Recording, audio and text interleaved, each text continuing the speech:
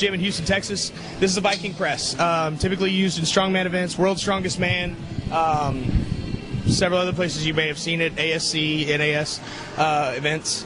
I actually engineered this with barn timbers, and the way we set it up is to make it as easy on the joints but make it a really heavy compound movement. What's nice about it is that you can drive from the heels and make it a heavy compound pressing movement where it's not jarring to the joints. We can put several 100 pounds on here and still be able to navigate it without really any jarring motions. We use a lot of tires. We have tires underneath it for shock absorption. And we'll do a lot where we drive from the heels.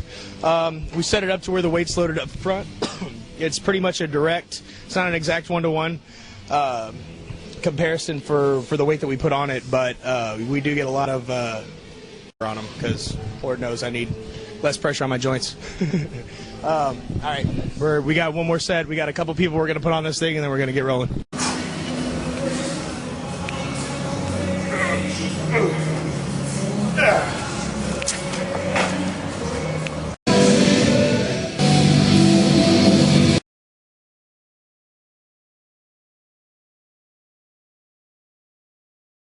For these, kind of the inspiration on how to do these. He'll typically come out with a lighter one and then go really heavy for a partial. I prefer to incorporate more of the front delt, and we'll twist about midway through before you end up overhead, which is an old school movement for front delts. But before a show, I'm just trying to get more blood in there before I take it down with the real heavy stuff. And then that incorporates more fibers, rounds everything out, makes the movement a lot more deliberate. So that way when I, as a pre-exhaust, so that way when I go heavy, probably got to go up to about 65s. Started with 45s, so I'm going to see how the joints feel today, especially after all that, and see how heavy we can go on the heavy front raises. The way I'm developing these, when instead of swinging, when the weight becomes really heavy, a lot of my clients, I'll have them push down on something about mid-torso high. You're pushing down and creating leverage with the lat on the opposing side, which creates more force by being able to swing and pull up from the dominant side or the side that you're using the dumbbell on. So you're actually creating leverage rather than swinging back and creating momentum. It's just another way of incorporating leverage rather than momentum.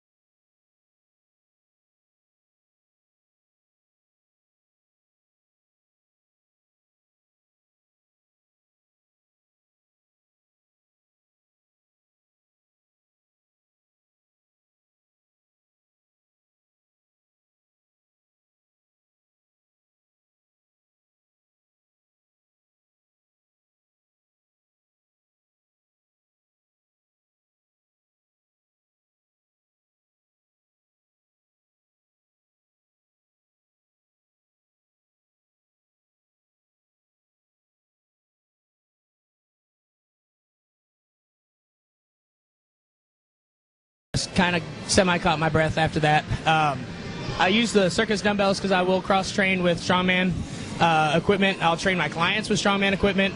I think it makes for a more rounded physique, particularly like stones and logs, and trying to manipulate that and work with the gravity on that will help develop the rhomboids and the just a roundness and girth to the overall shoulder girdle. With these, it's compound movement.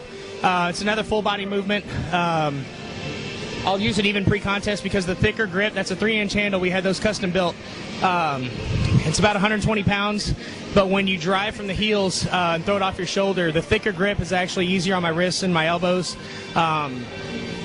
which also develops grip strength. So whenever you're gripping a 1-inch handle, your grip strength is, I guess, extra good.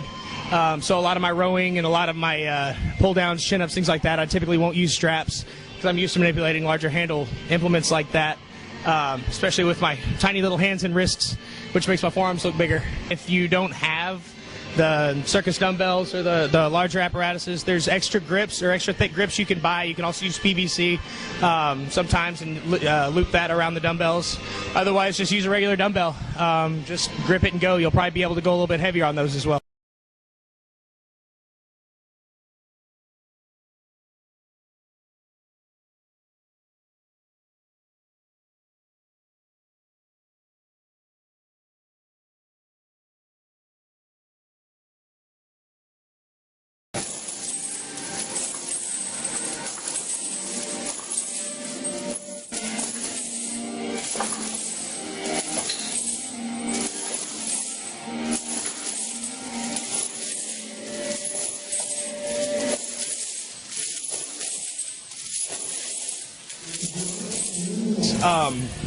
What I love about chains, and a lot of times I'll use those as a rehab movement, and then build into it. I'll use it just to shock bomb the system. Pre-contest, I'll use that, again, to pull out some of the smaller details. But when you come out, the thing about chains is that they get heavier as you come up.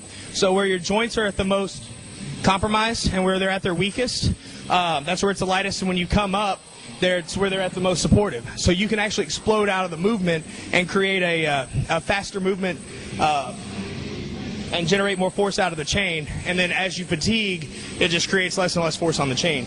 But you have that variability within the set, so you can go more reps. And we're about to go a little bit heavier. Right now, these are about 25-pound chains. We're going to go up to about 40 pounds, but we keep these a lot of times for powerlifting training right here behind our monolift, which is for competitive squatting. If you're actually looking for a real powerlifting gym in the Houston area, we have a monolift, we have competition benches, but we use the chains particularly in that because, again, you're generating more force as you come up back into the movement, so you're training heavier at the top.